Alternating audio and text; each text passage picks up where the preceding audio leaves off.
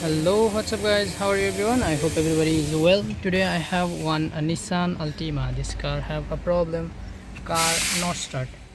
See this type of key, push start car. When I try to start, see it's self like tuck tuck sound but not start. So when I try to direct with starter, it's working, but here it's not working. Then I check with my computer. I got fault in battery sensor here, but this is cancelled before.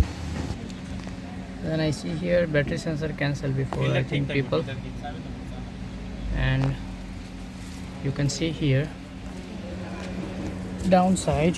When I check with my diagnosis tool, I got fault in battery sensor. Then I check here, you can see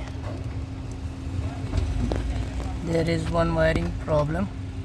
See here, I think people put handbrake, no, this wire damage for this communication system. See, one wire damage, this one, that's why. And for try, I put like this.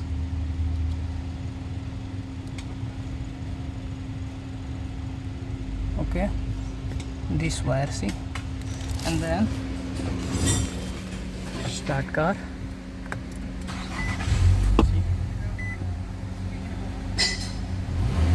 finish. Thank you. If my video helpful for you, please subscribe my channel. Okay.